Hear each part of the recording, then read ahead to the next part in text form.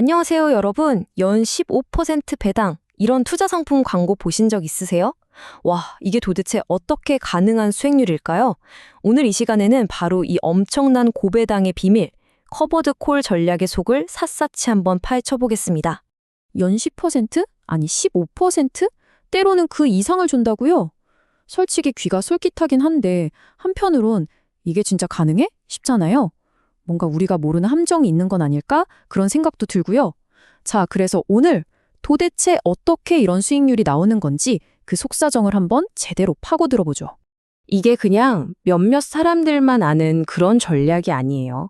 지금 우리나라에서만요, 커버드 콜 ETF에 무려 2조 원이 넘는 돈이 몰렸다고 합니다.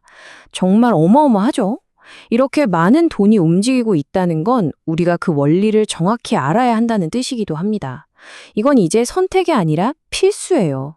자, 그럼 이 높은 수익률은 어디서 나오는 걸까요? 그 원동력을 알려면 커버드 콜이라는 이 엔진의 뚜껑을 한번 열어봐야 합니다. 지금부터 이 복잡해 보이는 용어를 아주 쉽게 하나씩 분해해서 보여드릴게요. 자, 퍼즐의 첫 번째 조각은 바로 콜 옵션입니다. 이거 생각보다 아주 간단해요. 미래의 어떤 날에 특정 자산을 미리 정해놓은 가격으로 살 수 있는 권리예요. 뭐랄까, 미래의 물건을 살 수 있는 예약 티켓 같은 거라고 생각하시면 쉽습니다.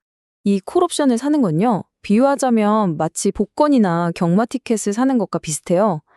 프리미엄이라는 비교적 적은 돈을 내고 티켓을 사는 거죠.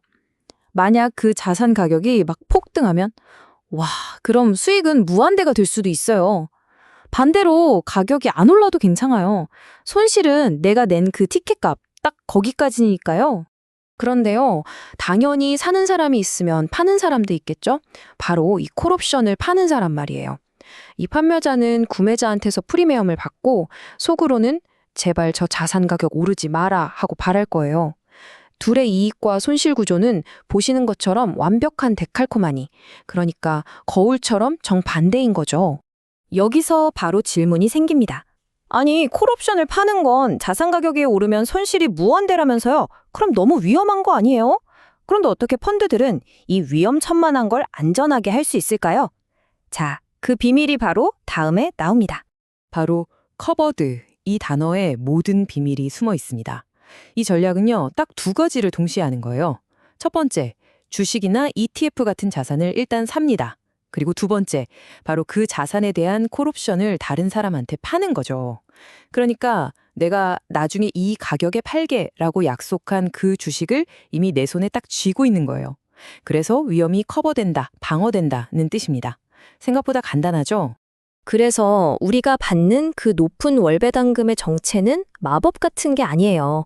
바로 이 살 수 있는 권리, 즉 콜옵션을 다른 투자자에게 팔아서 꼬박꼬박 챙기는 수수료, 바로 프리미엄이 주된 재원인 겁니다.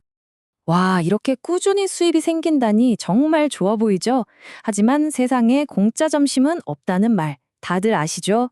이 전략의 핵심에는 아주 근본적인 거래, 즉 얻는 게 있으면 포기해야 하는 게 있다는 트레이드 오프가 존재합니다.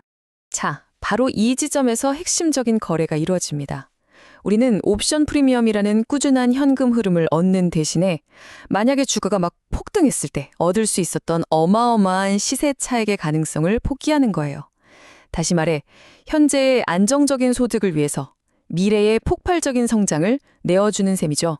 시장 상황에 따라 어떻게 달라지는지 한번 비교해 볼까요? 주가가 아주 가파르게 오르는 강세장에서는요, 수익이 딱 정해져 있기 때문에 솔직히 그냥 주식만 들고 있는 게 훨씬 낫습니다. 반면에 주가가 오르지도 내리지도 않고 옆으로 지지부진하게 움직일 때, 바로 이때 이 전략이 빛을 발하는 거죠. 다른 투자자들은 수익이 0일 때, 우리는 꼬박꼬박 프리미엄으로 돈을 버니까요. 물론 주가가 뚝 떨어지는 급락장에서는 프리미엄이 약간의 방패막이가 되어주긴 하지만 큰 손실 자체를 피할 수는 없습니다. 전문가들이 이 전략을 설명할 때 꼭 하는 말이 있습니다. 바로 상방이 막혀있다. 이 한마디가 커버드콜 전략의 가장 큰 특징이자 가장 중요한 단점을 정확하게 짚어주는 말이에요. 더 크게 오를 수 있는 가능성을 포기한다는 점 절대 잊으시면 안 됩니다. 자, 이제 장점과 단점을 확실히 알았으니까 이 커버드 콜이라는 도구를 언제 그리고 어디에 써야 가장 효과적인지 알아봐야겠죠? 결론부터 딱 말씀드릴게요. 커버드 콜은요, 안정적인 횡보장에서 최고의 성과를 냅니다.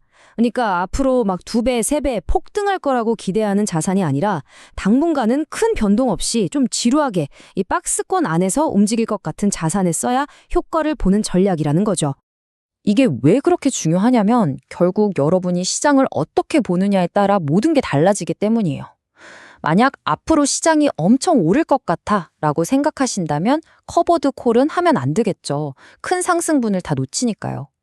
시장이 폭락할 것 같아 이럴 때도 큰 손실을 못 피하고요. 오직 당분간은 좀 지지부진하겠는데? 라고 예상할 때만 이 전략이 최고의 선택지가 될 수 있는 겁니다. 그럼 이제 이 모든 내용을 합쳐서 실제 우리가 투자할 수 있는 인기 상품들에는 이걸 어떻게 적용해 볼 수 있을지 한번 따져보겠습니다. S&P 500 지수가 커버드 콜의 기초 자산으로 아주 인기가 많은데요. 바로 여기에 이유가 있습니다. 어떤 개별 주식처럼 막 하루아침에 폭등하거나 폭락하는 극단적인 변동성이 적잖아요. 그래서 상대적으로 횡보할 가능성이 높다고 보는 거죠. 여러분이 들어보셨을 JPI나 GPIX 같은 유명 ETF들이 바로 이 S&P 500 지수를 가지고 커버드 콜 전략을 쓰고 있습니다. 다시 한번 강조하지만 만약 여러분이 어떤 자산의 강력한 성장을 기대하고 있다면, 예를 들어 이 기술주는 앞으로 10배 간다고 믿는다면 커버드 콜은 좋은 선택이 절대 아닙니다. 그건 스스로 그 성장의 열매를 포기하는 것과 똑같은 거예요. 자, 오늘 내용의 가장 중요한 결론입니다. 커버드 콜은요, 어떤 상황에서든 다 통하는 마법의 총알 같은 게 아닙니다. 이건 본질적으로 좋거나 나쁜 전략이 아니에요. 그저 나는 성장은 좀 포기하더라도 안정적인 현금 흐름을 만들고 싶다는 특정 목표를 위한 하나의 전략적인 선택지일 뿐입니다. 미래의 잠재적인 성장에 베팅하시겠습니까? 아니면 현재 꾸준한 현금 흐름을 선택하시겠습니까? 바로 이 질문에 대한 여러분의 대답이 앞으로 여러분의 투자 전략 그 자체를 결정하게 될 겁니다. 여러분의 선택은 무엇인가요?